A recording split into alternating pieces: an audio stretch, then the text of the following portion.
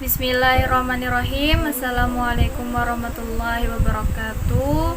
Hari ini kita kembali lagi bertemu pada pembahasan Akidah Akhlak kelas 9 Madrasah Sanawiyah Al-Islamiyah SMIP 1946 pada bab ke-4, yaitu pada bab ke-6, yaitu menghindari perilaku menyimpang dalam pergaulan remaja. Apa saja sih cara menghindar dari perilaku menyimpang dalam pergaulan remaja itu? Oke, kita lanjut. Pada kompetensi dasar 1.7 menghayati larangan Allah Subhanahu wa taala meminum minuman keras, judi, pacaran dan tawuran. 2.7 menunjukkan perilaku menghindari minuman keras, judi, pacaran dan tawuran dalam kehidupan sehari-hari. 2.7 menunjukkan perilaku menghindari minuman keras, judi, pacaran, dan tawuran dalam kehidupan sehari-hari. 4.7 mengomunikasikan contoh bahaya minuman keras, judi, pacaran, dan tawuran dalam kehidupan sehari-hari. Oke, selanjutnya kita berada pada pengertian dan ciri-ciri remaja. Apa sih pengertiannya dan ciri-ciri remaja itu? Oke, lanjut. Kita sering mendengar kata remaja, tentu kan pasti kalian sering mendengar di mana saja dan kapan saja. Masa remaja adalah masa transisi antara usia anak-anak dengan usia dewasa. Nah, jadi pengertian dari remaja itu adalah masa transisi dari sifat kanak-kanak menjadi ke usia dewasa. Nah, itu transisi perpindahan sifat anak-anak menjadi usia yang selanjutnya. Ciri-ciri remaja pada umumnya adalah sebagai berikut. Yang pertama yaitu suka membantah, menentang, menolak atau memberontak. Nah, di sana ciri-ciri remaja pada umumnya karena apa?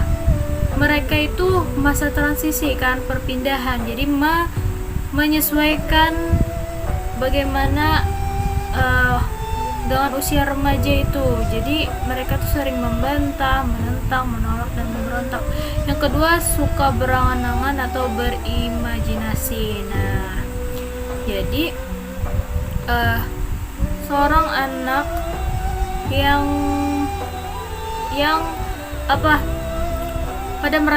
pada masa transisi mereka suka berangan-angan atau berimajinasi.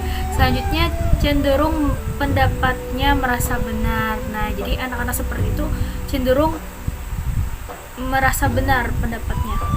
Yang keempat, rasa ingin tahunya besar. Dan kelima, banyak kemauannya. Rasa ingin tahunya besar dan dia mau kemauannya itu banyak, ingin tahu karena dari kanak-kanak kan dia nggak tahu. Nah, jadi pas ke usia dewasa tuh ciri-cirinya seperti itu.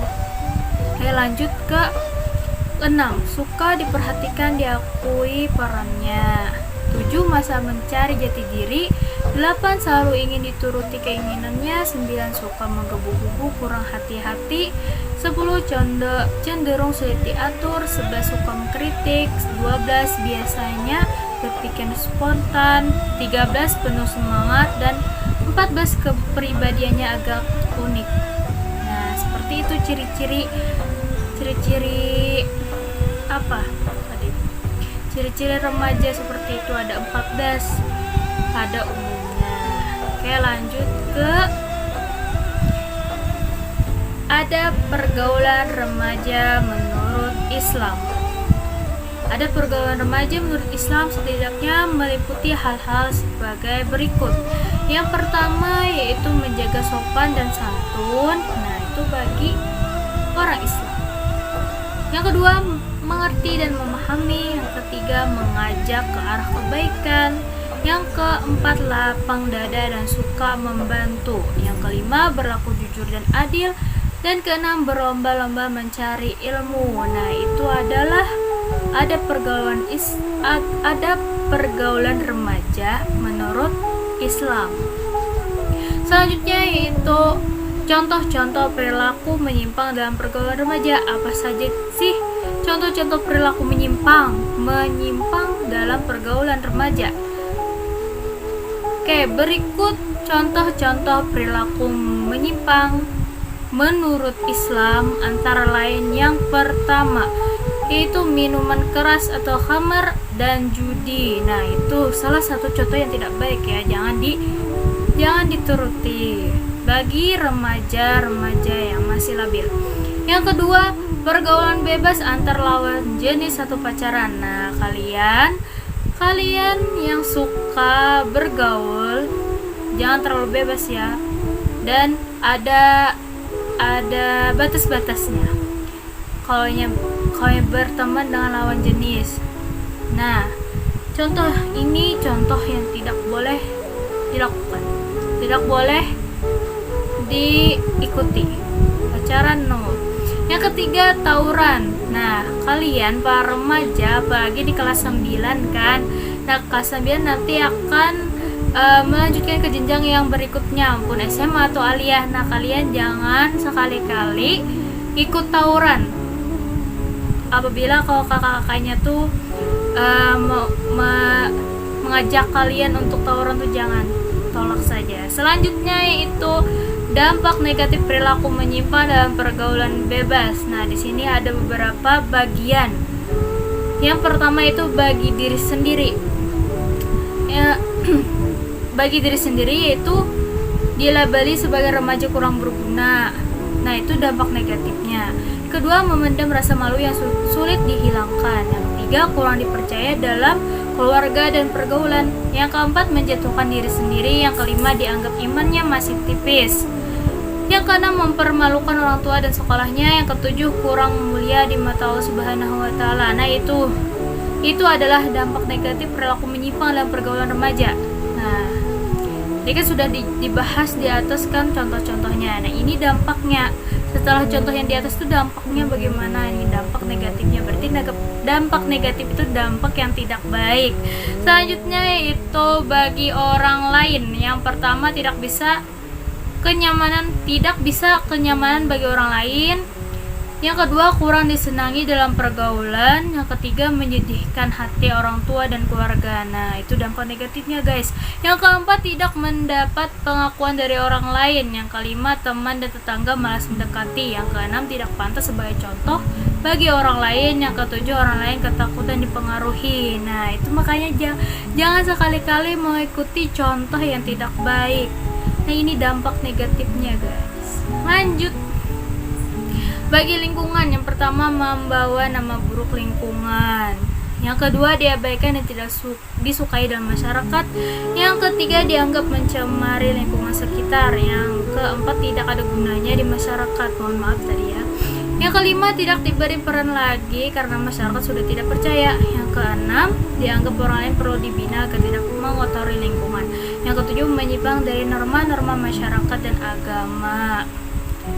Nah, itu salah satu dampak pergaulan bebas. Dampak negatif pergaulan bebas bagi dari diri sendiri, orang lain, lingkungan. Nah, itu sangat berdampak yang tidak baik.